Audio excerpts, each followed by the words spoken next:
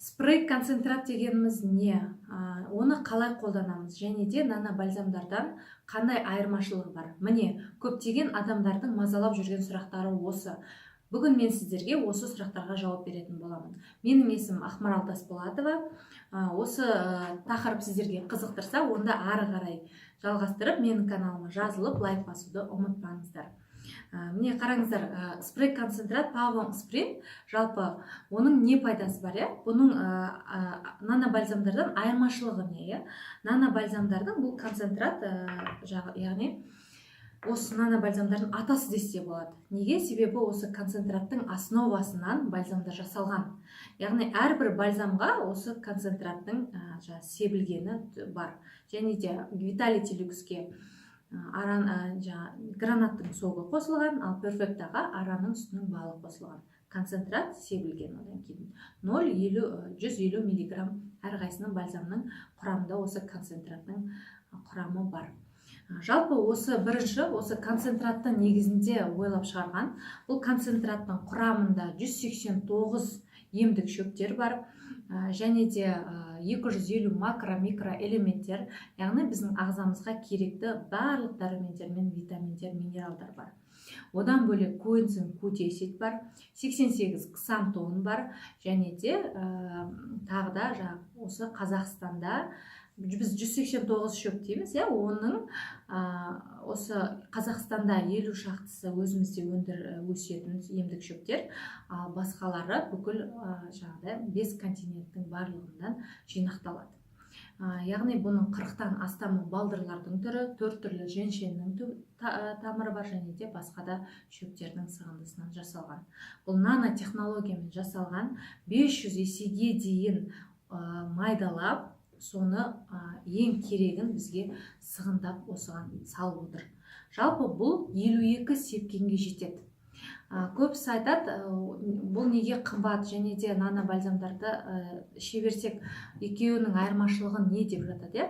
Екеуінің айырмашылығы бір, просто бұл үнемді. Яғни сіз бұны алатын болсаңыз, бүкіл отбасыңызға жетеді. Яғни сіз бальзамдарға қарағанда ақшаңызды үнемдейсіз, экономия, әрі бальзамдарға қарағанда бұның күші 10 есе мықтырақ.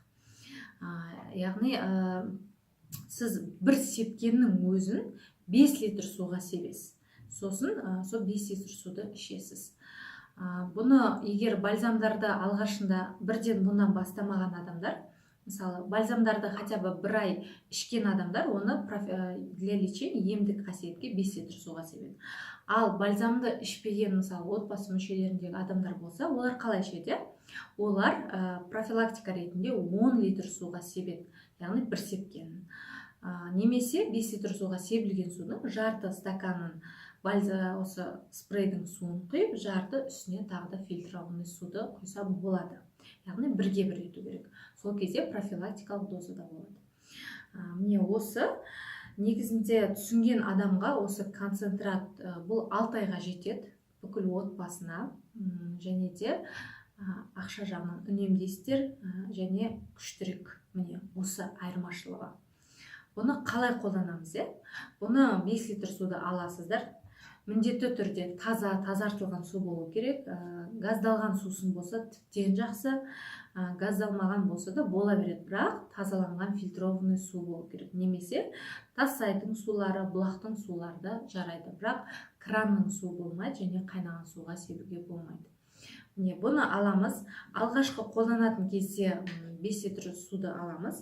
Бірінші сепкеніміз пустой кетеді, яғни бос кетеді. Екінші сепкеніміз жартылай кетеді. Үшінші сепкеніміз міне толық кетті. Көрдіңіздер ме?